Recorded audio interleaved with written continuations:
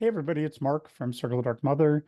Today I'm going to do another reading from the Embracing Lilith book and from the myth that is contained in there.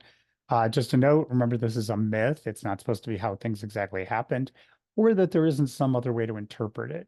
But I took all the myths about her and put that I could find and put them together into one story. This is part 22. We're probably two-thirds of the way through or more. And in this one, there's not a lot of Lilith because she's streaming um, in in the um, in the story, but there is stuff that is important to the forward motion of the book. It is also a very short passage, so it's a lot faster, or will be shorter and faster to consume than some of the other chapters. Chapter 21. And Jesus answered him, It is said, You shall not put the Lord your God to the test. And when the devil had ended every temptation, he departed from him until an appropriate time. Luke 4:12 through 13. After Solomon's death, I began to dream again. The dream had not changed. I kept seeing my creation, with Elohim floating over me, telling me I had to agree to something I could not make out. I also saw Elohim place the fruit of the tree of knowledge of good and evil into my spirit so I would know duality from the start. Anything else remained lost to me.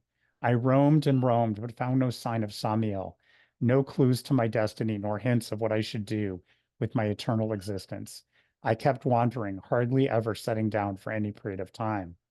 I grew weary and decided to take rest like I had done in Sumer so long ago. I had paused in a place later to be called Bethany, reminiscing about my life with Solomon. When I decided to repair a fig tree to be my spirit's resting place, I prepared the tree with magic, took astral form, and merged with the wood, dropping consciousness. I slumbered without dream. This time I had not worked magic on the tree for visions, only to sleep. While I slept, a story unfolded of which I remained unaware until much later, but is something well worth retelling because of its relevance to other events. During my sleep, the Jewish people had returned to Jerusalem and the surrounding lands. There had been much upheaval, conflicts with other nations, and the temple had been rebuilt. After a time, the Romans had come to conquer Judea and hold the Jewish nation under their control. A young man named Yeshua ben Yusuf had come forward as a spiritual teacher and prophet.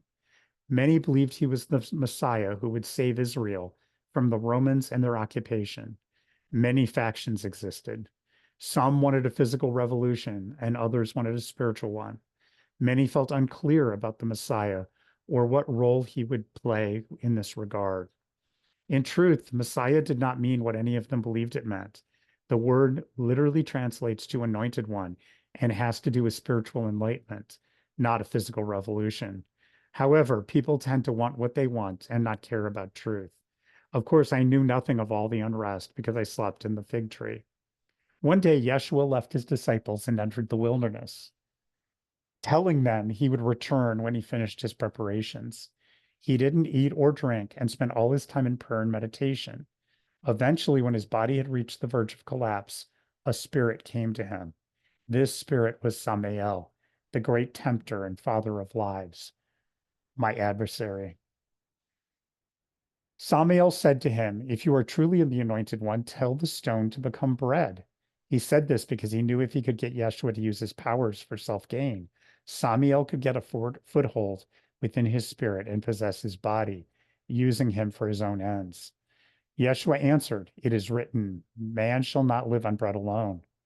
Yeshua was wise and knew the temptation Samael actually offered involved feeding his own ego and not his body. Samael took him up to a high place and showed him in an instant all the kingdoms of the world. And he said to him, I will give you all their authority and splendor. It has been given to me, and I can give it to anyone I want to. If you worship me, it will all be yours. Yeshua answered, It is written, worship Yahweh Elohim and serve them only. Samael then took him to Jerusalem and had him stand on the highest point of the temple. If you are the anointed one, he said, throw yourself down from here, for it is written, He will command his angels concerning you to guard carefully. They will lift you up in their hands so that you will not strike your foot against a stone. Yeshua answered, "It is said, do not put Yahweh Elohim to the test." Yeshua was a skilled magic worker, so he was very well could have called angels to his side, but he knew if he did it at Samael's command, he would call dark and hostile forces instead. Samael found this reply extremely frustrating, so he left to confront Yeshua another day. That's the end of this chapter, and we'll pick it up with the next one. Thank you.